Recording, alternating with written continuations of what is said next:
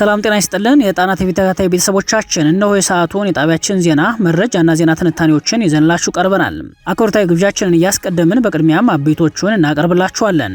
በወሎ ቤተ አማራና ጎጃም ቀጠናዎች አዳዲስ የውጊያ ግንባሮች ተከፍተው ውለዋል። በወሎ ለከበባ የገባው ጦር ክፉኛ ሲመታ፣ በጎጃም ቀጠና በሁለት ግንባሮች በዋለው አውደ ውጊያ የፋኖ ኃይሎች ዲሽቃ፣ ብሬን እና ስናይፐር በምርኮ ገቢ አድርገዋል። በርካታ ያገዛዙ ኃይል ከጥቅም ውጭ ሆኗል። ቀዳሚ የግንባር መረጃዎቻችን ናቸው።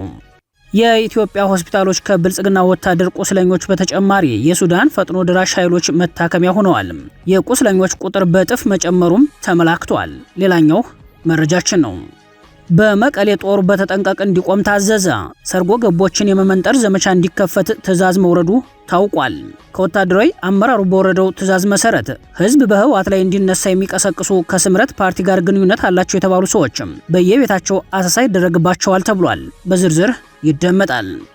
የአማራ ህዝብ ለስር ነቀል ለውጥ በሚያደርገው የህልውና ትግል ውስጥ የሐሳብ ግብዓት ለመሆን ያለመ በአማራ ህልውና ትግል ዙሪያ የሚያተኩር በከፍተኛ ባለሙያዎች የሚመራ በይነመረብ ኮንፈረንስ ተዘጋጀ። በኮንፈረንሱ ጥናትን መሰረት ያደረጉ ሐሳቦች እንደሚቀርቡ ተመላክቷል። ሌላኛው መረጃችን ነው። የኢራኑ መንፈሳዊ መሪ የአያቶላህ አሊ ካሚኒ የቀብር ስነ ስርዓት ዛሬ ተጠናቋል። አብዮታዊው ዘብ በበኩሉ የሆርሙዝ ሰርጥ በቁጥጥሩ ስር መሆኑን አስታውቋል። ኢራን እና አሜሪካ ከስዊዘርላንዱ ስምምነት ወዲህ በአዲስ ወታደራዊ ግጭት ውስጥ ሆነው የአያቶላው የመጨረሻ የቀብር ሽኝት እንዴት አለፈ ስንል መረጃዎችን ፈትሸናል። ለሰዓቱ የመረጥንላችሁ ዜና ትንታኔያችን ነው። እነዚህንና ሌሎችን ይዘናል። አሁን ወደ ዝርዝር መረጃዎቹ እናመራለን። የኢትዮጵያ ሆስፒታሎች ከብልጽግና ወታደር ቁስለኞች በተጨማሪ የሱዳን ፈጥኖ ደራሽ ኃይሎች መታከሚያ ሆነዋል ተባለ።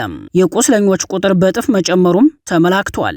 በጀነራል አብዱል ፈታህ አልቡርሃን የሚመራው የሱዳን ብሔራዊ ጦር ስትራቴጂካዊቷን የኢትዮጵያ የድንበር ከተማ በተቆጣጠረበት ውጊያ በርካታ ቁጥር ያላቸው የተፋላሚ ኃይሉ ተዋጊዎች ቁስለኛ መሆናቸውን ተከትሎ የፈጥኖ ደራሽ ኃይሉ ቁስለኞች በኢትዮጵያ ወታደራዊ ሆስፒታሎች በመታከም ላይ መሆናቸው ተሰምቷል። በሱዳን ብሉ ናይል ግዛት እየተካሄደ ባለው መጠነ ሰፊ ውጊያ የቆሰሉ የፈጥኖ ደራሽ ኃይሉ ከፍተኛ ወታደራዊ አመራሮችና የሰራዊቱ አባላት ከዚህ ቀደምም በኢትዮጵያ ወታደራዊ ሆስፒታሎች የሚታከሙ ቢሆንም በአሁኑ ሰዓት የቁስለኛ ወታደሮች ቁጥር እንደጨመረ ተመላክቷል። በቤንሻንጉል፣ አሶሳ፣ በነቀምት፣ ድሬዳዋና ናዝሬት ከተሞች በሚገኙ ሆስፒታሎች ሕክምና የተደረገላቸው ሲሆን አንዳንድ ሆስፒታሎች የሲቪል ሆስፒታሎች መሆናቸው ተጠቁሟል። ከፍተኛ ወታደራዊ አዛዦች ራቅ ወዳሉት ወደ ድሬዳዋና ናዝሬት ሲወሰዱ፣ የታችኛው የሰራዊቱ አባላት ደግሞ በአሶሳ አካባቢው በሚገኙ ወታደራዊ ሆስፒታሎች እየታከሙ መሆኑን ምንጮች ጠቁመዋል። በጉዳዩ ላይ መረብ ሚዲያ ባወጣው ተጨማሪ መረጃ እንደተመላከተው የፈጥኖ ደራሽ ኃይሉ አጋር ተዋጊ የሆነው የሱዳን ህዝብ ነጻነት ንቅናቄ ሰሜን አመራር የሆኑ ሁለት ቁስለኛ ከፍተኛ የጦር መኮንኖችን ጨምሮ በርካታ ቁስለኛ ወታደሮች ወደ ናዝሬት ሲወሰዱ የሱዳን አየር ኃይል አሶሳ ሆስፒታል ተኝተው በሚገኙ ቁስለኛ ወታደሮች ላይ ጥቃት ሊፈጽም ይችላል በሚል በብልጽግናው አጋዝ በኩል ከባድ ጭንቀትና ሽብር ተፈጥሯል። በጀነራል አብዱል ፈታህ አልቡርሃን የሚመራው የሱዳን ብሔራዊ ጦር የፈጥኖ ደራሽ ኃይሉ በሚገኝበት የትኛው ስፍራ ላይ በማንኛውም ሰዓት እርምጃ እንወስዳለን በሚል መዛቱ ይታወሳል። ወደ ግንባር መረጃዎቻችን ስንሻገር በወሎ ቤተ አማራና ጎጃም ቀጠናዎች አዳዲስ የውጊያ ግንባሮች መከፈታቸው ተሰምቷል። ዛሬ ሐምሌ 2 ቀን 2018 ዓ.ም አማራ ፋኖ ብሔራዊ ንቅናቄ ወሎ ቤተ አማራ ሚኒሊክ ዕዝ 106ኛ ኮር 34ኛ ክፍለ ጦር ባገዛዙ ሰራዊት ላይ መብረቃዊ ጥቃት መሰንዘራቸውን የፋኖ ምንጮች ለጣና ዘጋቢ አረጋግጠዋል። እንደ ፋኖ ምንጮች መረጃ ያገዛዙ ሰራዊት ከጋዞ ወረዳ እስታይሽ ከተማ መነሻውን ያደረገው የ61ኛና 65ኛ ክፍለ ጦሮች 4 ሬጅመንት ኃይሉን በጋዞና በላስታ ወረዳ በረሃማ ቦታዎች ማስገባቱን ተከትሎ በፋኖ ኃይሎች ክፉኛ ተመቷል። ከጧቱ 12 ሰዓት ጀምሮ እስከ ምሽቱ 10 ሰዓት በተደረገልህ አስጨራሽ ውጊያ በአገዛዙ ጦር ላይ ከፍተኛ ሰብአዊ ኪሳራ ተመዝግቧል ያሉት የፋኖ ምንጮች ለከበባ የገባው ጦር ከፍተኛ ኪሳራ አስተናግዶ መመለሱን ለጣና ዘጋቢ አረጋግጠዋል። አድማጭ ተመልካቾች ከዚህ በመቀጠል በጎጃም ቀጠና በሁለት ግንባር ሲካሄድ የዋለውን አውደ ውጊያ የተጠቃለለ ሪፖርት የግንባር ዘጋቢያችን እንደሚከተለው ያቀርብልናል። ሰላም ጤና ይስጥልን አድማጭ ተመልካቾች እንደምን ዋላችሁ። ወደ ዕለቱ የግንባር መረጃችን ስናመራ በጎጃም ቀጠና ከባድ አውደ ውጊያ ሲደረግ ድሽቃ፣ ብሬንና ስናይፐር የተማረከበት በርካታ ያገዛዙ ኃይል ከጥቅም ውጭ የተደረገበት ድልም ተመዝግቧል። የቴዎድሮስ ዕዝ 105ኛ ኮር 55ኛ ክፍለ ጦር የፋኖ አባላቶች በዛሬው ዕለት ባደረጉት ፈጣን የጸረ ማጥቃት እንቅስቃሴ ድሽቃን ጨምሮ ብሬንና የነፍስ ወከፍ መሳሪያዎችን ማርከዋል። ድሽቃ ተኳሹ ሲመታ ድሽቃውን ላለማስነሳት ሲባል በርካታ ያገዛዙ ወታደሮችም አላስፈላጊ መስዋዕትነትን ሲከፍሉ ድሽቃውንም ከመማረክ እንዳላዳኑት ከቦታው የጣና ወታደራዊ ምንጮች ያደረሱ መረጃ ያመላክታል። የ206ኛ ኮር 24ኛና 34ኛ ክፍለ ጦር እንዲሁም የ201ኛ ኮር 64ኛ ክፍለ ጦር የቦቅላ በተባለ ቦታ ላይ የቡድንና ነፍስ ወከፍ መሳሪያ ምርኮ የተገኘበትን ውጊያ አድርገዋል። ቴዎድሮስ ዕዝ ሳምንት ባልሞላ ተከታታይ ጊዜ ጎህ በቀደደ ቁጥር የቡድን መሳሪያ ምርኮ የምስራች እያሰማን ነው። ያገዛዙ ስስ ቦታ ለይቶ መምታት፣ የተመታ ኃይል እንዳይጸና ማድረግ፣ ተከታትሎ መደምሰስ የፋኖ ሰራዊታችን ያዳበረው ጉልበት እየሆነ መጥቷል ያለው የአፋብን የህዝብ ግንኙነት መምሪያ ኃላፊ አርበኛ አስረስ ማረ ዳምጤ የሌሊት ውጊያን ልምድ መተግበር ወራቶችን ፈጅቶም ቢሆን አሁን ውጤት እየተገኘበትም ነው ብሏል። የአፋብን ቴዎድሮስ ዕዝ 105ኛ ኮር 55ኛ ክፍለ ጦር በዛሬው ዕለት ከሌሊቱ 11 ሰዓት ተኩል በዳንግላ ወረዳ ጫራ ከተማ ላይ በወሰደው አስደናቂ የማጥቃት እርምጃ አገዛዙን ጥምር ጦር አንድ ሬጅመንት ሙሉ በሙሉ በመደምሰስ ከስራ ውጭ አድርጎታል። በውጊያው የ55ኛ ክፍለ ጦር 3ኛና 4ኛ ሻለቆች ከክፍለ ጦሩ ቃኝና መሐንዲስ እንደዚሁም ከዳንግላ ወረዳ ጊዜያዊ መንግስት አመራሮች ጋር በመናበብ ታምራዊ ውጊያ በማድረግ በብልጽግና ላይ ሰብአዊና ቁሳዊ እንዲሁም ሞራላዊ ጉዳት አድርሷል ያለው የኮሩ ህዝብ ግንኙነት በዚህ አውደ ውጊያ አንድ ድሽቃ ተቀያሪ አፈሙዝ 3 ብሬን 2 ኤም14 1 ፋል 52 ክላሽንኮቭ 6 አብራራው 13 ኤስኬስ 450 የድሽቃ ጥይት 250 የብሬን ተተኳሽ ከ1300 በላይ የክላሽ ተተኳሽ ሲማረክ ያገዛዙ ሰራዊት የሟችና የቁስለኛ ቁጥር በርካታ ስለሆነ ቆጠራ ላይ ነንም ብለዋል። በዚሁ ቀጠና ያገዛዙ ሰራዊት እየፈረሰ ፋኖን እየተቀላቀለ ሲሆን 2 የፖሊስ አመራርና የሚሊሻ አባላት 54ኛ ክፍለ ጦርን ተቀላቅለዋል። ለብዙ ወራት ለመውጣት አቅደን ነበር ያሉት ወደ ፋኖ የተቀላቀሉ ፖሊሶች የቆየንበትን የትግል ዘመን በታሪካችን ህዝብ የበደልንበትና የበዳዮች ተባባሪ የሆንበት ህዝባችን ይቅር ብለን በማለት ዶጋ ጽዮን ከተማ ሳጅን ልመና አንዱ ዓለም፣ ምክትል ሳጅን ተሾመ ፈንታ እንደዚሁም ልንገርህ ስለሺ የተባሉ 201ኛ ኮር 54ኛ ክፍለ ጦርን ከነሙሉ ትጥቃቸው ተቀላቅለዋል። ስርዓት የአማራ ልዩ ኃይልን በሴራ እንደበተነው እናውቅ ነበር። እኛም ከፋኖ ጋር ትሰራላችሁ በማለት አያምኑንም። በየጊዜውም ቁጥጥርና ጭቆና ይበዛብን ነበር ያሉት ፖሊሶቹ ዛሬ የነጻነት አየር ከፋኖ ጋር ተንፍሰናል ሲሉም ደስታቸውን ገልጸዋል ሲል የአፋብን ቴዎድሮስ 1ኛ ኮር ህዝብ ግንኙነት መረጃውን ልኮልናል። ለጥንቅሩ ተስፋ የልሳኑ ነኝ ከዚያው ከትግሉ ሜዳ። በመቀሌ ጦሩ በተጠንቀቅ እንዲቆም ታዘዘ። ሰርጎ ገቦችን የመመንጠር ዘመቻ እንዲከፈት ትዕዛዝ መውረዱ ታውቋል። በትግራይ የፖለቲካ ቀውሱና ወታደራዊ ውጥረቱ በየዕለቱ በመጨመር ላይ ነው። ከሰሞኑ በህወሓት ተጠናክሮ የታየውን የግዳጅ ወታደራዊ አፈሳ ተከትሎ ተቃውሞ የበረታበት ድርጅቱ እንደ አዲጉደም ባሉ ከተሞች ህዝብ አደባባይ ወጥቶ ተቃውሞ ማሰማት ጀምሯል። የአደባባይ ተቃውሞ ሰልፉ ወደ መቀሌ ከተማ ይሻገራል በሚል ስጋት በመቀሌ ጦሩ በተጠንቀቅ እንዲቆም ሲታዘዝ፣ በተመሳሳይ ሁኔታ ሰርጎ ገቦችን የመመንጠር ዘመቻ እንዲከፈት ትዕዛዝ መውረዱ ታውቋል። የአካባቢው የዜና ምንጮች እንደሚሉት በትግራይ ህዝብ እንዲያምጽ ከውስጥ የሚሰሩ ባንዳዎች አሉ በሚልም ሰርጎ ገቦችን ለመመንጠር ያለመ ዘመቻ ታዟል። ከወታደራዊ አመራሩ በወረደው ትዕዛዝ መሰረት ህዝብ በህወሓት ላይ እንዲነሳ የሚቀሰቅሱ ከስምረት ፓርቲ ጋር ግንኙነት አላቸው የተባሉ ሰዎች በየቤታቸው አሳ ይደረግባቸዋል ተብሏል። ህወሓት ከህዝብ ተቃውሞ ባሻገር በታጣቂ ኃይሉ ኩብለላ ችግር ውስጥ የወደቀ ሲሆን በወታደራዊ አዛዦቹ ግምገማ መሰረት ህዝብ በድርጅቱ ላይ እያመጸ ያለው ታጣቂዎቹ ከስምሪት የሚኮበልሉት ከውስጥ ባሉ ሰርጎ ገቦች ቅስቀሳ ነው። ይህንን ተከትሎ ሰርጎ ገቦችን መመንጠር ላለው ዘመቻ የደህንነትና ወታደራዊ አቅሙን ለመጠቀም መወሰኑ በመረጃው ላይ ተመላክቷል። ከዚሁ መረጃ ጋር በተያያዘ በወታደራዊ ኩብለላ ከሚታመሱት የህወሓት አርሚዎች መካከል የአርሚ 11፣ አርሚ 15፣ አርሚ 17፣ አርሚ 24 እና አርሚ 43 ተጠቃሾች ናቸው። የአርሚ 15 አባላት በዛላምበሳ ዙሪያ ከተሰማሩበት አካባቢ በቡድን እና በተናጠል በመሆን ከስምሪት እና ከግዳጅ ቀጠና መጥፋታቸው ተሰምቷል። ከዚህ አርሚ ውስጥ በአንድ ሳምንት ብቻ ከ17 በላይ ታጣቂዎች ኮብልለዋል። አርሚ 24 ተብሎ በሚጠራውና በራያ ግንባር ከሚገኘው ክፍለ ጦር አባላት ሌሊትና ጨለማን ተገን በማድረግ ወደ ራያ ቆቦ ወልዲያና አፋር በስፋት እየጠፉ ሲሆን የአርሚ 11 እና አርሚ 43 አባላት በተመሳሳይ ኮብልለዋል። የአርሚ 43 አባላት የሲቪል ልብስ በመልበስ ወደ አፋር በብዛት እየኮበለሉ ነው። ይህ ከፍተኛ የመክዳትና መኮብለል ማዕበልን ተከትሎ በከፍተኛ ወታደራዊ አመራሮች መካከል ከፍተኛ አለመተማመንና ሽኩቻ ተከስቷል። አመራሮቹ ከውስጥ ሆኖ ሰራዊቱን የሚያስኮበልል የተደራጀ አስኮብላይ ቡድን አለ የሚል ስጋት ገብቷቸዋል። በዚህም ምክንያት ከማንኛውም ውጊያ በፊት እያንዳንዱ አርሚና እያንዳንዱ ክፍለ ጦር በስሩ ያሉትን ከሃዲዎች መንጥሮ ማውጣት አለበት የሚል በህወሓት ታጣቂዎች አዛዦች በኩል ጥብቅ ትዕዛዝ መውረዱን በወታደራዊ መረጃው ላይ ተመላክተዋል። በአማራ የህልውና ትግል ዙሪያ የሚያተኩር በከፍተኛ ባለሙያዎች የሚመራ የበይነ መረብ ኮንፈረንስ ተዘጋጀ። በኮንፈረንሱ ጥናትን መሰረት ያደረጉ ሀሳቦች እንደሚቀርቡ ተመላክቷል። በአማራ የህልውና ትግል ላይ ስልታዊ ስትራቴጂካዊ ድጋፎችን በመስጠት የዲፕሎማሲና ዓለም አቀፍ ግንኙነቶችን በማድረግ የሚታወቀው አንድነት ለአማራ ህልውና የፊታችን ቅዳሜ ሐምሌ 4 ቀን ጁላይ 11 2026 የበይነ መረብ ኮንፈረንስ ማዘጋጀቱን አሳወቀ። አንድነቱ ለጣና በላከው ልዩ ማብራሪያ ላይ እንደተመላከተው መድረኩ በአማራ ህልውና ተጋድሎ የተከሰቱ ቀውሶችን እንዲሁም የአማራ ህልውና ትግል ጉዞ በተመለከተ በከፍተኛ ባለሙያዎች ማብራሪያ የሚሰጥበት ነው። በዚህ የዙም ስብሰባ ተጋባዥ የውይይት መነሻ ሀሳብ አቅራቢዎች ዶክተር አበባ ፈቃደና ወይዘሮ ጽጌረዳ ሙልጌታ መሆናቸውን የገለጸው አንድነት ለአማራ ህልውና ሁሉም ተጋባዥ ምሁራን በጉዳዩ ላይ ጥናትን መሰረት ያደረገ ማብራሪያ እንደሚያቀርቡ ገልጿል። ዶክተር አበባ በህልውና ትግሉ ሂደት የተከሰቱና የሚከሰቱ የንብረት፣ የአካል፣ የባህልና የስነ ልቦና እንዲሁም ጾታዊ ጥቃቶችን ጭምር ተቋቁሞ እንዴት አሸናፊ መሆን ይቻላል በሚለው ዙሪያ በአብዛኛው ሙያዊ የሆነ ገለጻ የሚያቀርቡ ሲሆን ወይዘሮ ጽጌረዳ ደግሞ የአማራ ህልውና ትግል አሁን ከደረሰበት የእድገት ደረጃ ተሻግሮ ጠላትን በማሸነፍ የአማራ ህዝብ ህልውናን በማረጋገጥ የመንግስትን ስልጣን በመያዝ ከሌሎች ኢትዮጵያውያን ጋር የተረጋጋች ኢትዮጵያን የማጽናት ተልዕኮውን ስለሚወጣበትም የትግል አውድ ትንታኔ የሚያቀርቡበት እንደሆነ አዘጋጆቹ ለጣና በላኩት ማብራሪያ ላይ ተመላክቷል።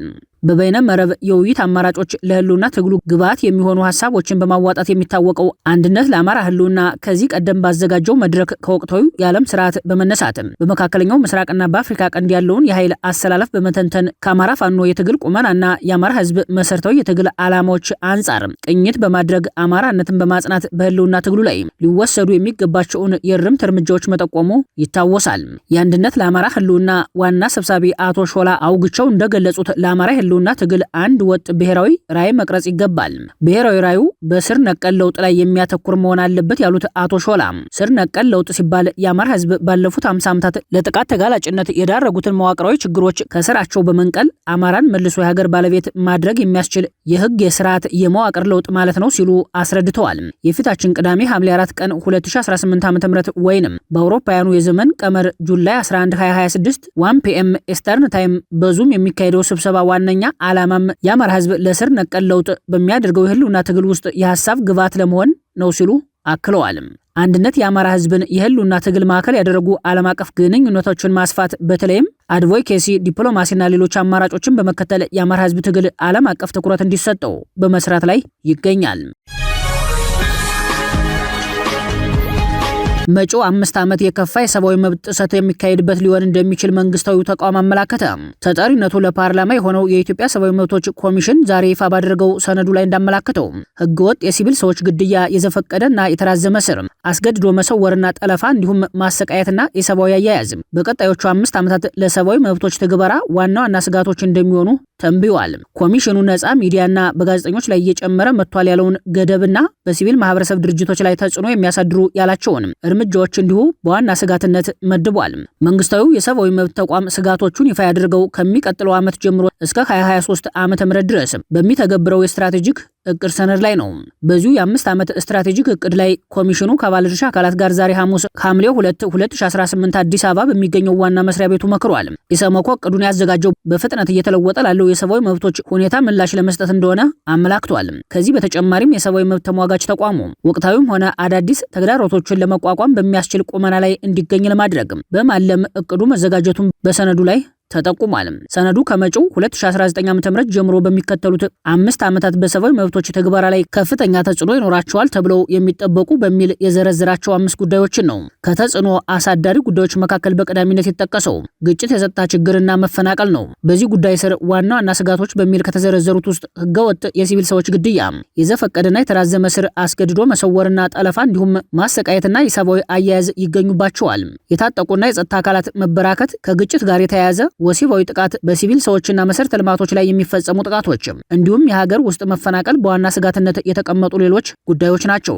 በከፍተኛ ተጽዕኖ አሳዳሪነት የተጠቀሰው ሌላኛው ጉዳይ የሲቪክ ምህዳር፣ የሚዲያ ነጻነትና የህዝብ ተሳትፎ ነው።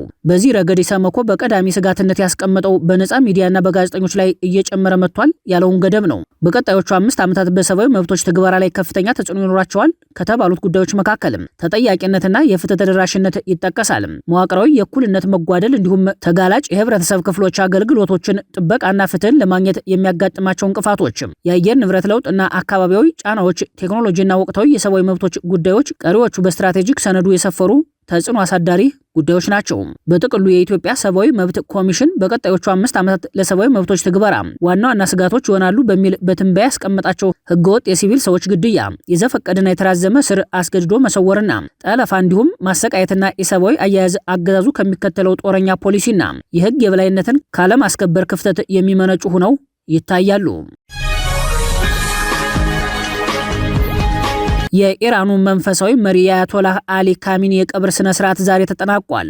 አብዮታዊ ዘቡ በበኩሉ የሆርሙዝ ሰርጥ በቁጥጥሩ ስር መሆኑን አስታውቋል። ኢራን እና አሜሪካ ከስዊዘርላንዱ ስምምነት ወዲህ በአዲስ ወታደራዊ ግጭት ውስጥ ሆነው ቴህራን የአያቶላውን የመጨረሻ የቀብር ስነ ስርዓት ዛሬ አካሂዳለች። አሜሪካ በኢራን ላይ ለሁለተኛ ቀን የምትፈጽመው ጥቃት በቀጠለበትና ኢራን ያጸፋ እርምጃ በጎረቤቶቿ ላይ እየወሰደች ባለችበት በአሁኑ ጊዜ በጦርነቱ ጅማሬ ላይ የተገደሉት የቀድሞው ጠቅላይ መሪ የመጨረሻ የቀብር ስነ ስርዓት መካሄዱ የዓለም ሚዲያዎችን ትኩረት የሳበ የዕለቱ ዜና ሆኗል። ላለፉት 6 ቀናት በተለያዩ ሀገራትና ከተሞች ውስጥ ሲዘዋወር የነበረው የአያቶላህ አሊ ካሚኒ አስከሬን ወደ ትውልድ ከተማቸው ማሻድ ተወስዶ ግብዓተ መሬቱ ተጠናቋል። በሰሜን ምስራቃዊ ኢራን ውስጥ በምትገኘው ቅዱስ ከተማ ማሻድ በመቶ ሺዎች የሚቆጠሩ ሰዎች ወደ አደባባይ ወጥተው ጎዳናዎች በሀዘንተኞች መጨናነቃቸው ተዘግቧል። በቀብር ስርዓቱ ላይ በመቶ ሺዎች የሚቆጠር የኢራን ሕዝብ የብቀላ ጥሪ ምልክት የሆነውን ቀይ አርማ እያውለበለበ የተገኘ ሲሆን አሜሪካ ከቀብሩ ጥቂት ሰዓታት በፊት የቴህራን ማሻድ የባቡር መስመርን ጨምሮ የተለያዩ የሀገሪቱን መሰረተ ልማቶች ማውደሟ ተገልጿል።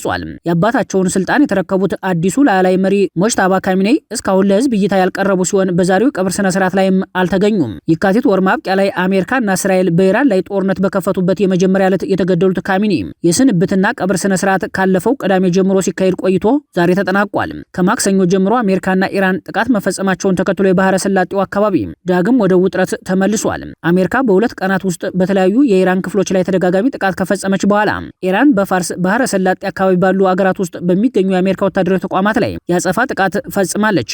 በዚህ የተነሳ ወሳኙ የባህር መተላለፊያ ሆርሙዝ ለመርከቦች አስጊ ሆኗል።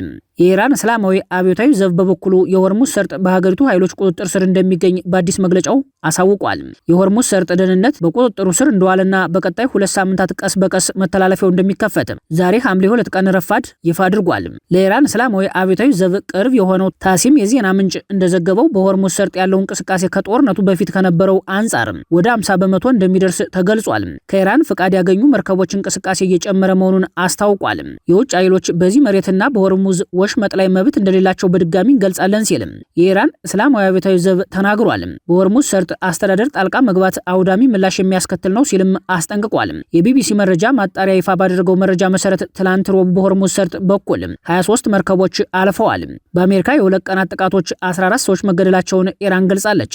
ዛሬን ሳይጨምር አሜሪካ ማክሰኞና ሮብ ዕለት ኢራን ውስጥ በፈጸመቻቸው ጥቃቶች 14 ሰዎች መገደላቸውን እንዲሁም 78 ሰዎች መቁሰላቸውን የሀገሪቱ የጤናና ሕክምና ሚኒስቴር ዛሬ ማልዳ አሳውቋል። አሜሪካ ማክሰኞ ዕለት ጥቃት የፈጸመችው በሆርሙዝ ሰርጥ ሲጓዙ በነበሩ 3 ጭነት መርከቦች ተመተዋል በሚል ነበር። ኢራን በምላሹ የባህረ ሰላጤው አገራትን አጥቅታለች። ይህ የጥቃት ምልልስ ትላንት ለዛሬ አጥቢያ ሮቡ ሌሊትም ቀጥሏል። አሜሪካ ማክሰኞና ሮቡ ሌሊት በኢራን 5 ግዛቶች ውስጥ ጥቃት መፈጸሟል የኢራን የጤናና ሕክምና ሚኒስቴር የህዝብ ግንኙነት ኃላፊ ሆስኒ ኬርማንፑር ገልጸዋል። በእኒህ ጥቃቶች 14 ሰዎች ተገለው 78 ሰዎች እንደቆሰሉ ኃላፊው በኤክስ ገጻቸው ጽፈዋል። ከቆሰሉት ውስጥ 47 ያህሉ አሁንም ሆስፒታል ውስጥ መሆናቸውን ተናግረዋል። በደቡባዊ ኢራን የሚገኘው ኢራን ሻህር ግዛት ገዥ በበኩላቸው አሜሪካ የአየር ማረፊያ ህንፃ ላይ በፈጸመችው ጥቃት 1 ሰው መገደሉን አስታውቋል።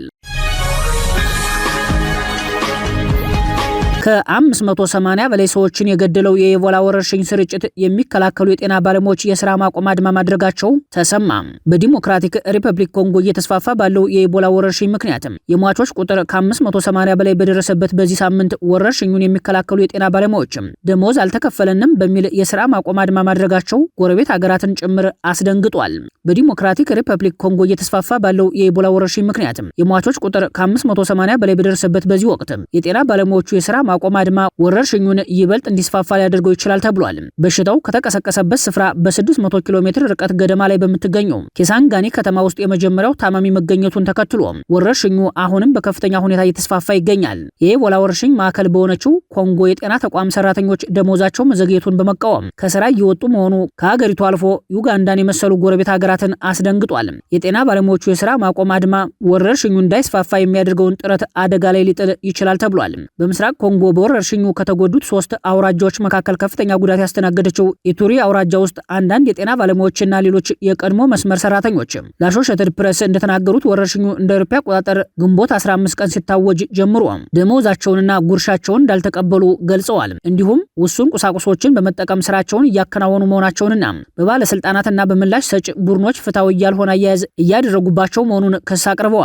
የኢቦላ ቫይረስ በሽታ ወረርሽኝ ከታወጀ ጀምሮ ለስራችን ክፍያ እየጠየቅን ነበር ሲሉ ሲሉ በኢቱሪ ዋና ከተማ ቡኒያ የኤፒዲሚዮሎጂ ክትትል ኮሚቴ አባል የሆኑት ቤንሲ ካኖ ለአሶሼትድ ፕሬስ ተናግረዋል። በቅርብ ጊዜ በወጣው የሀገሪቱ መንግስት መረጃ መሰረት 1708 በበሽታው የተያዙ ሰዎች ሲኖሩ 580 ሞትን ጨምሮ ሲመዘገብ የኢቦላ ወረርሽኝ የመጀመሪያ ወር እጅግ የከፋ እንደነበር የጤና ባለስልጣናት ገልጸዋል። የስራ ማቆም አድማው የተከሰተው ለዚህ ወረርሽኝ መነሻ ምክንያት የሆነውን የቡንዲ ቡጊዮ ቫይረስ ሕክምና ክሊኒካዊ ሙከራዎች ምዝገባ ሲጀመር ነው። የሕክምና ማዕከላት አቅም እያለቀ መሆኑን የተናገሩት ደግሞ በኮንጎ የዓለም ጤና ድርጅት ተወካይ ዶክተር አንሲያ ሲሆኑ ቫይረሱ በህዝብ እንቅስቃሴና በደህንነት ችግር ምክንያት መስፋፋቱ ተባብሷል ብለዋል። የጥቅማ ጥቅሞች አለመከፈል እኛንና ቤተሰቦቻችን ለከፍተኛ ማህበራዊ ኢኮኖሚያዊ ችግሮች ያጋልጠናል፣ እንዲሁም የኑሮ ሁኔታችንን በከፋ ያደርገዋል በማለት ቤንሲ ገልጸዋል። ባለፈው ሳምንት መጨረሻ ለሀገር አቀፍና ለክልል ባለስልጣናት በሰጡት ይፋዊ በኢቱሪ እየሰሩ ያሉ ሰራተኞች ደሞዝ በ24 ሰዓታት ውስጥ ካልተከፈለ አድማ እንደሚያደርጉ አስፈራርተው የነበሩ ሲሆን ማክሰኞ ድረስ ምንም እንኳ ይፋዊ አድማ መደረጉ ባይገለጽም አንዳንዶቹ ስራቸውን አቁመዋል ተብሏል። በቂ ክፍያ ያላገኙት ሰራተኞች የደህንነትና ጥበቃ ቡድኖችን እንዲሁም ብዙ ጊዜ ማህበረሰብን ለማገዝ የሚሳተፉትና በኢቦላ የሚሞቱትን ታማሚዎች ቀብር የሚፈጽሙትን ዜጎች ያካትታል። ኢቦላ ለመጀመሪያ ጊዜ የተገኘው እንደ አውሮፓውያን አቆጣጠር በ1976 በዲሞክራቲክ ኮንጎ ሲሆን በሌሊት ወፎች አማካኝነት ወደ ሰው መተላለፉ ይገመታል። አሁን የተከሰተው ወረርሽኝ ለሀገሪቱ ለ17ኛ ጊዜ መሆኑም መረጃው ያመላክታል። ኢቦላ ከህመምተኛው ጋር በሚደረግ ቀጥተኛ ንክኪ ከሰውነት በሚወጣ ፈሳሽ በስንጥቅ ቆዳ ወይንም ቁስለት አማካኝነት የሚተላለፍ ሲሆን ህመሙ ደም የሚያስከትል ከፍተኛ ሳልና የውስጥ አካላትን ከስራ ውጭ የሚያደርግ አደገኛ በሽታ ነው።